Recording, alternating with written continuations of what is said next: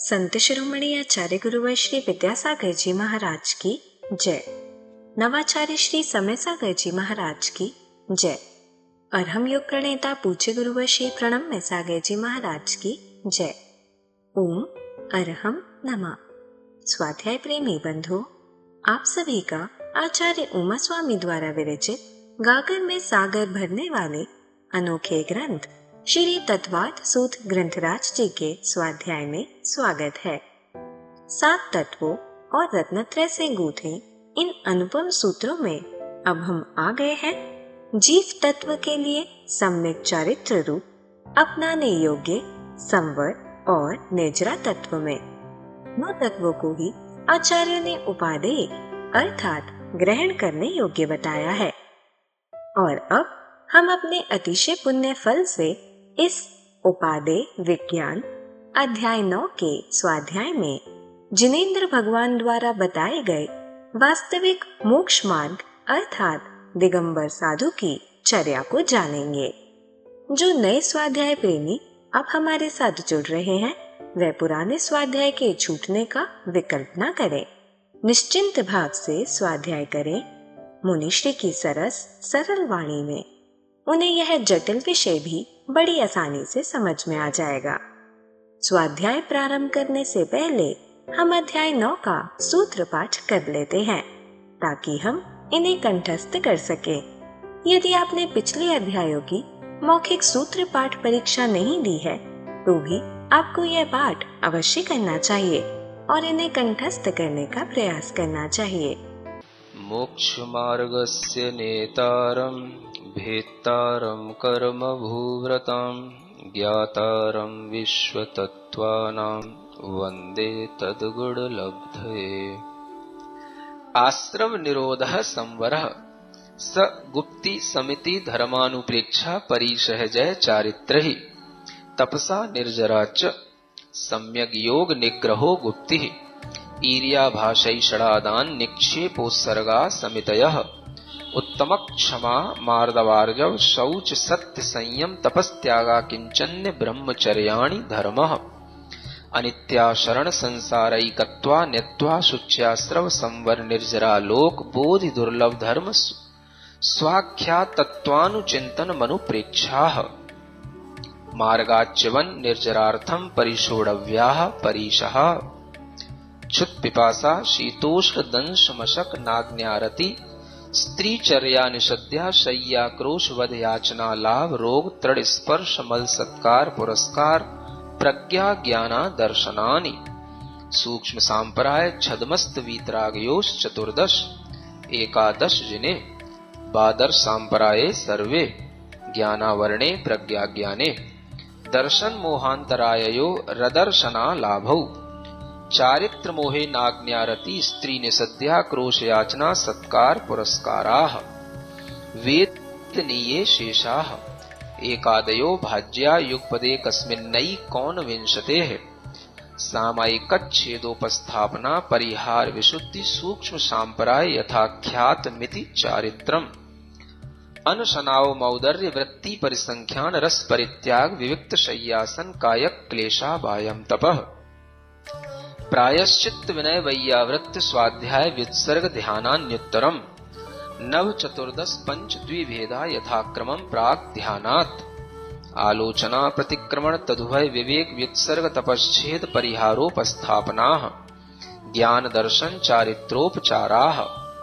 आचार्योपाध्याय तपस्वी शैक्ष्य ग्लान गण कुल संग साधु मनोज्ञानाम् वाचना पृच्छनानुप्रेक्षाम्नाय धर्मोपदेशाः बाह्याभ्यन्तरोपद्यो उत्तम सहननस्यैकाग्रचिन्ता निरोधो ध्यान मान्तर मुहूर्तात् आर्त रौद्र धर्म्य शुक्लानि परे मोक्ष हेतु आर्त ममनोज्ञस्य संप्रयोगे तद विप्रयोगाय स्मृति समन्वाहारः विपरीतम मनोज्ञस्य वेदनायाश्च निदानं च तदविरत देश विरत प्रमत्त संयतानाम् हिंसा नृतस्तेय विषय संरक्षणेभ्यो रौद्रमविरत देश विरतयोः आज्ञापाय विपाक संस्थान विचयाय धर्म्यम् शुक्ले चाद्ये पूर्वविदः परे केवलिनः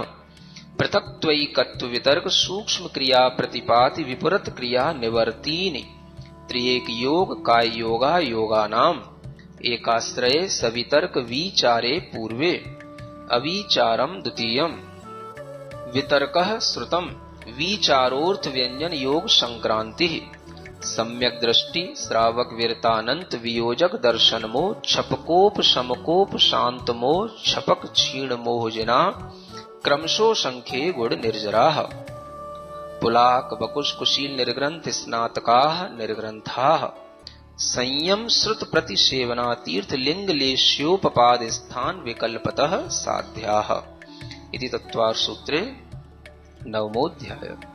पूज्य मुनि श्री कहते हैं कि सिर्फ सूत्र के पाठन से ही हमारी विशुद्धि कई गुना बढ़ जाती है। तो आइए अब हम चलते हैं उपादेय विज्ञान की कक्षा की ओर।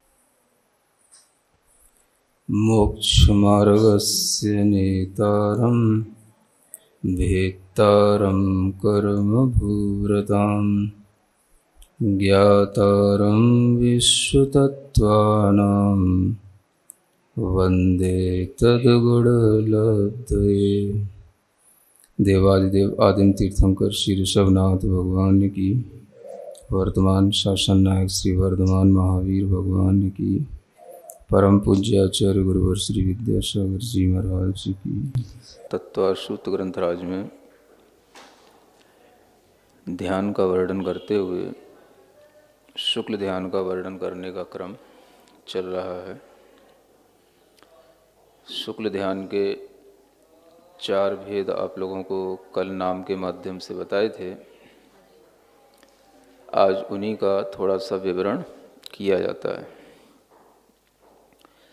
पहला शुक्ल ध्यान का नाम है पृथक्त्व वितर्क विचार। पृथक्त्व का मतलब होता है भिन्न भिन्नपना, पृथकपना। ठीक है। पृथक्त्व माने अलग अलग, जहाँ पर भिन्नपने से वितर्क का मतलब आगे बताया जाएगा। हमारे मन के अंदर जो श्रुत ज्ञान के माध्यम से जो विचार चलता है उसको वितर्क कहते हैं। और उस वितर्क के द्वारा जो विचार होता है, यानी आगे बताया जाएगा कि जिसमें संक्रमण भी संभव होता है अनेक चीज़ों में, उसको पृथक्त्व वितर्क विचार नाम दिया जाता है। तो पृथक्त्व वितर्क विचार में एक तो भिन्न भिन्नपना है ध्येय का। जो हमारे सामने ध्येय हैं, जिसका ध्याता चिंतन करता है, उस ध्येय में कभी भी परिवर्तन होना संभव होता है। मतलब कि ध्यान के अंदर भी ध्येय स्थिर नहीं रहता है। वह ध्येय द्रव्य रूप भी हो सकता है, गुण रूप भी हो सकता है, पर्याय रूप भी हो सकता है।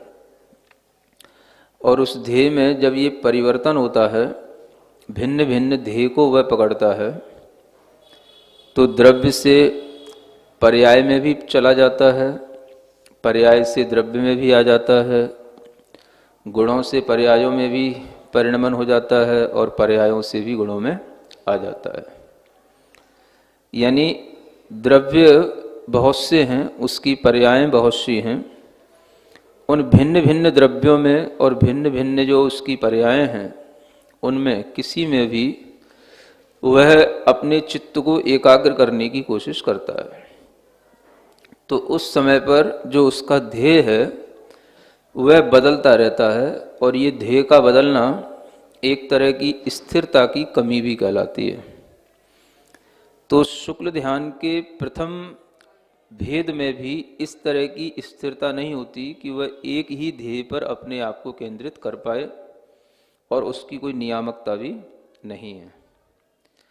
यानी ध्येय में परिवर्तन होते हुए भी वह शुक्ल ध्यान हो रहा है। चूंकि वह शुक्ल लेश्या है, आत्मा के अंदर विशुद्धि के परिणाम जो मोहिनी कर्म के उपशम या क्षय रूप हैं वो निरंतर बढ़ते रहते हैं, और उन परिणामों की वृद्धि जो होती है वह गुणस्थानों के माध्यम से जो अपूर्वकरण, अनिवृत्तिकरण आदि के जो परिणाम हैं, इन करण परिणामों में वह जीव जब अपने आप को ढालता चला जाता है तो उन करणों के कार्य स्वयं होते चले जाते हैं, और उसी के माध्यम से उस जीव के अंदर वह विशुद्धि बढ़ती चली जाती है। तो विशुद्धि बढ़ते हुए भी ध्येय जो होता है, जहाँ पर भिन्न भिन्न होता रहे, ध्येय जहाँ पर परिवर्तित होता रहे, उसको आचार्य कहते हैं कि ये पृथक्त्व वितर्क विचार नाम का शुक्ल ध्यान कहलाता है। यानी इसमें मुख्य बात यह है, जब ध्येय बदलते बदलते भी वह एकाग्र होने लग जाता है तो वह आ जाता है एकत्व वितर्क अविचार भाव में। पृथक्त्व में भी वितर्क है और विचार है। विचार में आगे बताएंगे कि योगों का शब्द से शब्दांतर होना, ये सब परिवर्तन जो सूक्ष्म होते हैं वो सब चलते रहते हैं। यानी जो योग परिवर्तन है, भीतर जो शब्द चलता है, जल्प चलता है, उसका जो परिवर्तन है, पदार्थ का जो परिवर्तन है, ये परिवर्तन भीतर जो चलते रहते हैं, ये अलग बात है, ये स्थूल नहीं है, ये सूक्ष्म है। और जो ध्येय परिवर्तित हो रहा है ये स्थूल परिवर्तन है जिसे वह महसूस कर सकता है। तो ध्येय में जो परिवर्तन है यह स्थूल परिवर्तन पहले रुकना चाहिए, तब सूक्ष्म जो परिवर्तन है उनके रुकने की बात आती है। तो ध्येय का परिवर्तन एकत्व वितर्क अविचार ध्यान में रुकने को हो जाता है। तो एकत्व में भी वितर्क भी है लेकिन वहाँ विचार नहीं होता है। तो वितर्क का मतलब जो आगे कहा जाएगा कि श्रुत ज्ञान, यानी हमारे अंदर श्रुत ज्ञान की परिणति जो निरंतर चलती रहती है, वह किसी एक विषय में जब एकाग्र हो जाए, एक द्रव्य में या एक पर्याय में, एक ही प्रकार के गुणों में, तो वह एकत्व वितर्क नाम का वह नाम पा लेता है। यानी प्रथम दो शुक्ल ध्यानों में अंतर जो मुख्य रूप से है वह इसी बात का है कि एक में ध्येय बदल रहा है, द्रव्य से द्रव्यांतर हो रहा है, पर्याय से भी पर्यायांतर हो जाता है या पर्याय से द्रव्य रूप भी हो जाता है, लेकिन एकत्व वितर्क में वह ध्येय एक ही हो जाता है। इतना ध्यान में रख करके जो और जो विशेषताएं हैं वो आगे सूत्र में खुद बताई जाएंगी। तो ये दोनों शुक्ल ध्यानों की ये मुख्य विशेषता है जो कि पूर्वविद वालों को होते हैं या श्रुत केवलियों को होते हैं। अब आपको यह शंका भी नहीं होनी चाहिए कि श्रुत केवली का मतलब पूर्वविद तो नहीं होता, क्योंकि श्रुत केवली और पूर्वविदों में अंतर होता है। लेकिन फिर भी पूर्वविद कहने से श्रुत केवलियों को ही ग्रहण कर लिया जाता है, क्योंकि पूर्वविद में 14 पूर्व वाले भी आ गए हैं, 10 पूर्व वाले भी आ जाते हैं और 9 पूर्व वाले भी आ जाते हैं। और जब हम श्रुत केवली कहेंगे तो उसमें 14 पूर्व वाले ही आते हैं, क्योंकि श्रुत केवली 14 पूर्व के ज्ञाता होते हैं।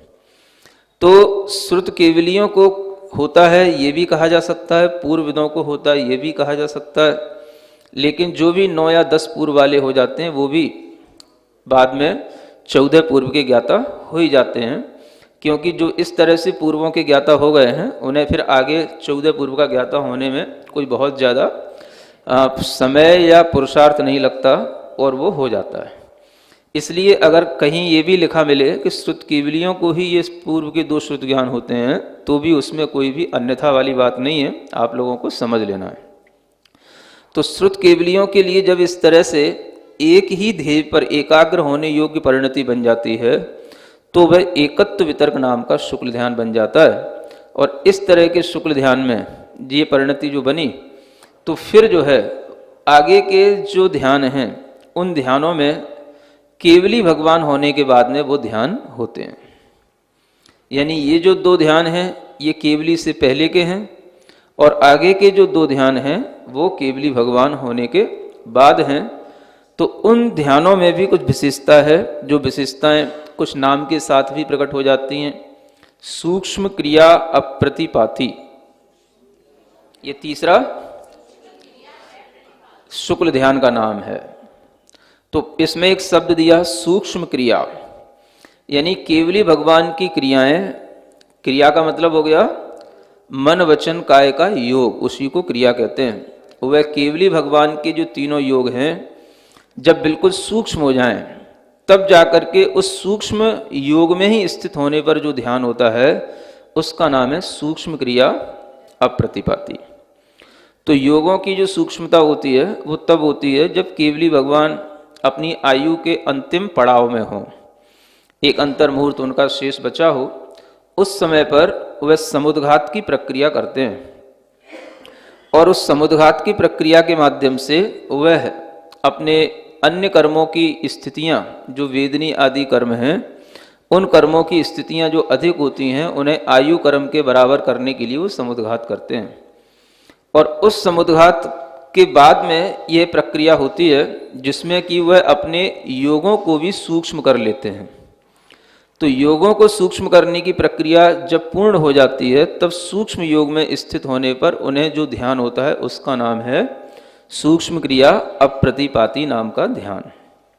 यानी यहाँ पर योग जो होंगे मन वचन काय के, वो सभी योग सूक्ष्मता में परिणमन कर गए होंगे।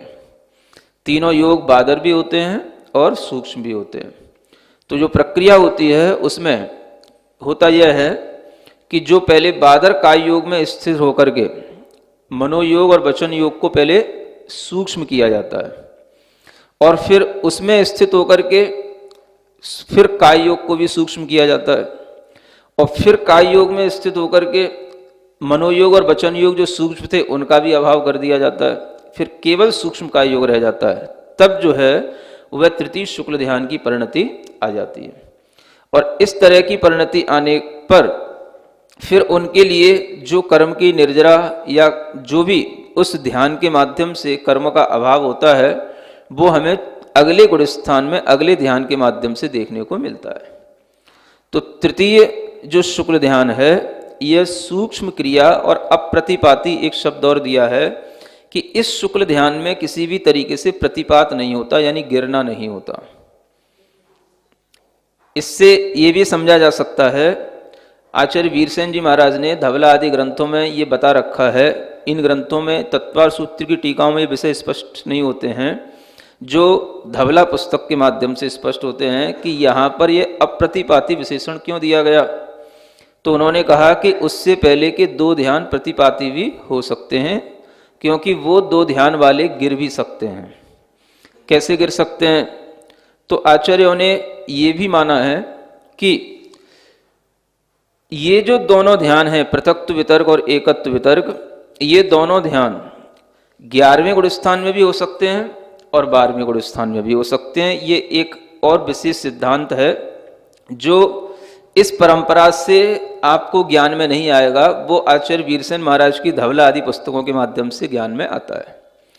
यहाँ तो आपके लिए इतना ही बताया जाएगा कि 11वें गुण स्थान तक पहला शुक्ल ध्यान होता है और दूसरा शुक्ल ध्यान 12वें गुण स्थान में होता है।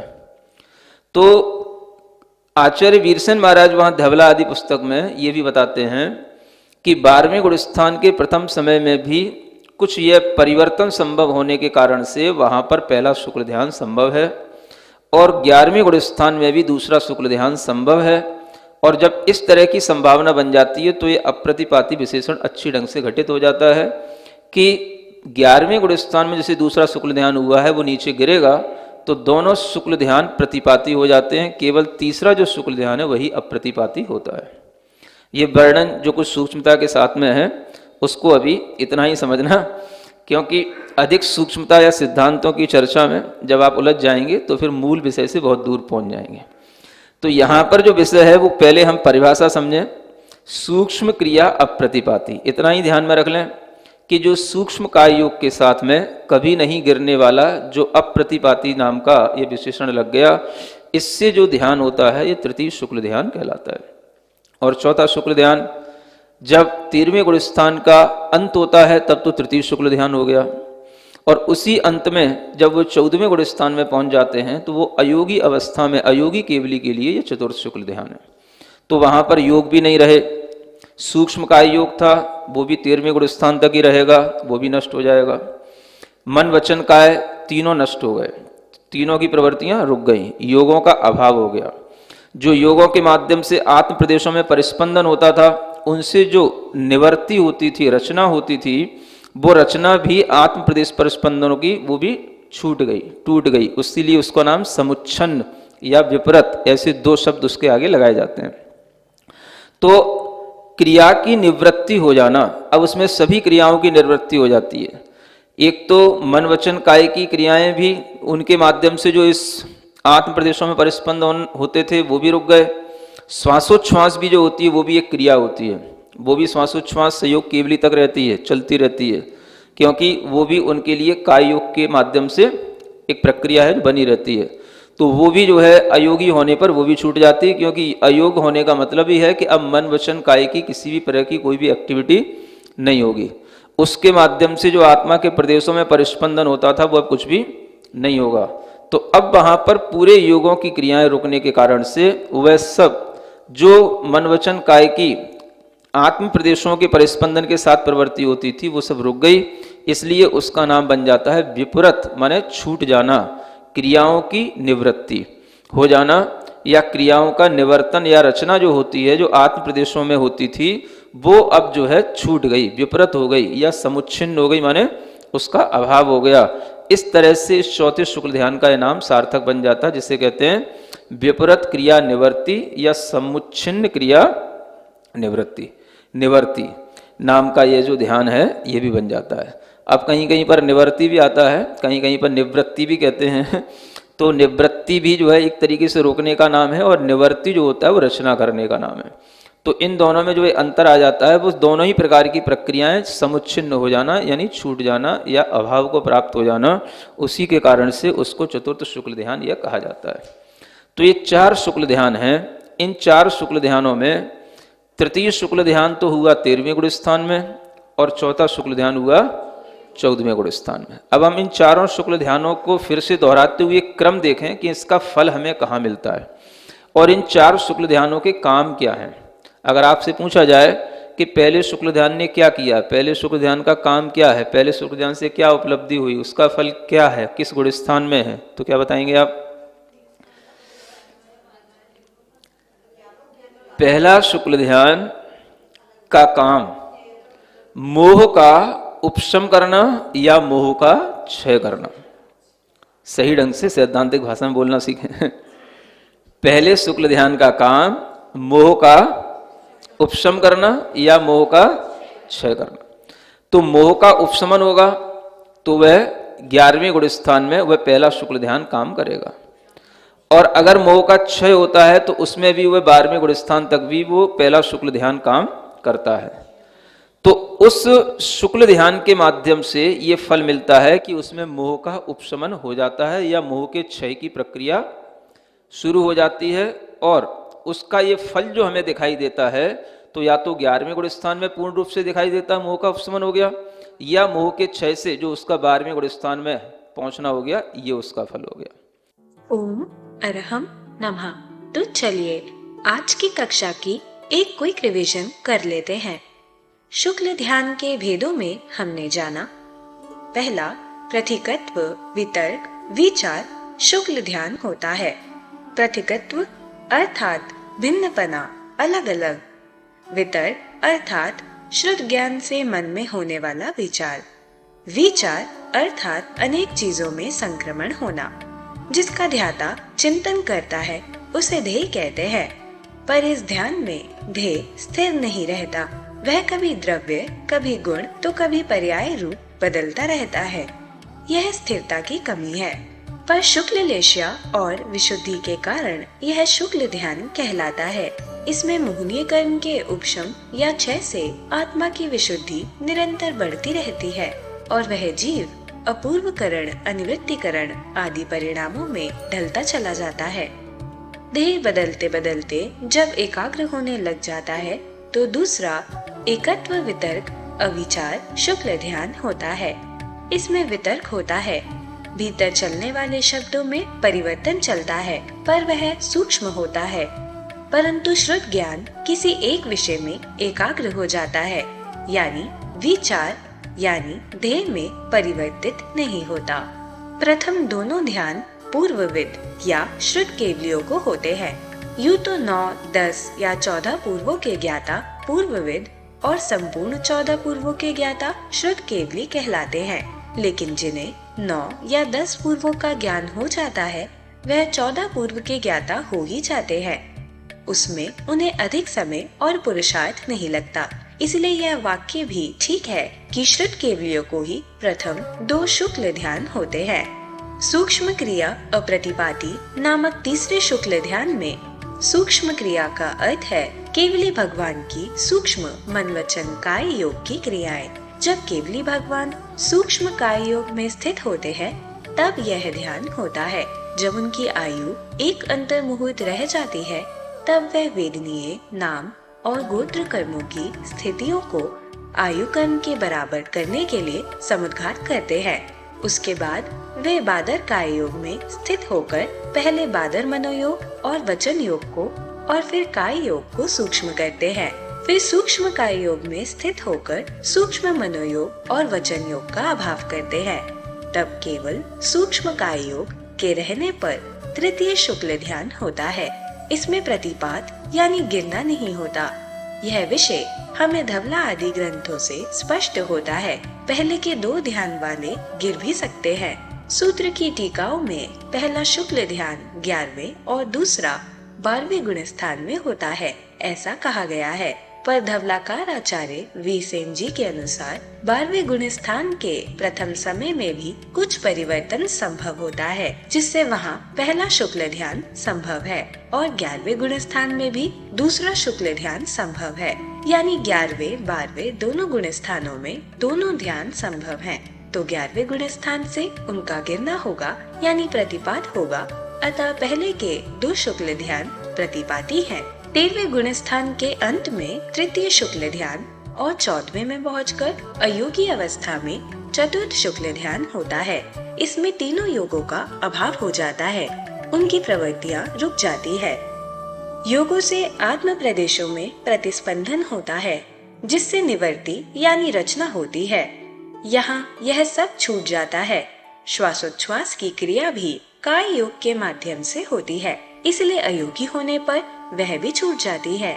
इसे ही व्युपरत मतलब छूट जाना या समुच्छिन्न यानी अभाव होना कहते हैं। यही व्युपरत क्रिया निवृत्ति या समुच्छिन्न क्रिया निवृत्ति नामक चतुर्थ शुक्ल ध्यान होता है। पहले शुक्ल ध्यान का काम मोह का उपशमन या क्षय करना होता है। उपशमन हुआ तो 11वां गुण स्थान और क्षय हुआ तो इसका फल 12वें गुण स्थान तक पहुंचना हो जाता है। तो चलिए अब हम सभी जड़वाणी स्तुति करेंगे और तत्पश्चात समय होगा आज के सवाल का। सिरिजिणवाणी जग कल्याणी जग जन मदतम मोहरी जणमण हारी गढ़हर हारी जम जरा भव रोग हरि तिथ्य राणम दिव्य झुणिम जो पढ़ई सुणई मय्ये धारई राणम सौख मणंतम धरिय सासद मोक्ष पदम पावई सासद मोक्ष पदम पावई। अब समय है आज के प्रतियोगिता प्रश्न में भाग लेकर आकर्षक पुरस्कार जीतने का। आप अपने फोन को QR कोड स्कैन करने के लिए तैयार रखें या दिए गए लिंक पर जाएं।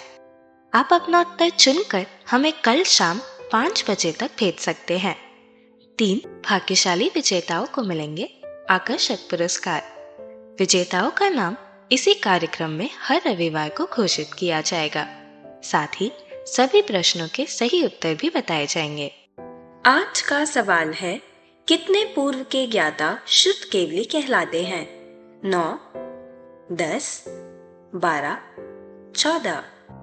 अध्याय 9 की कक्षा 55 के आज के सवाल का सही उत्तर है 2।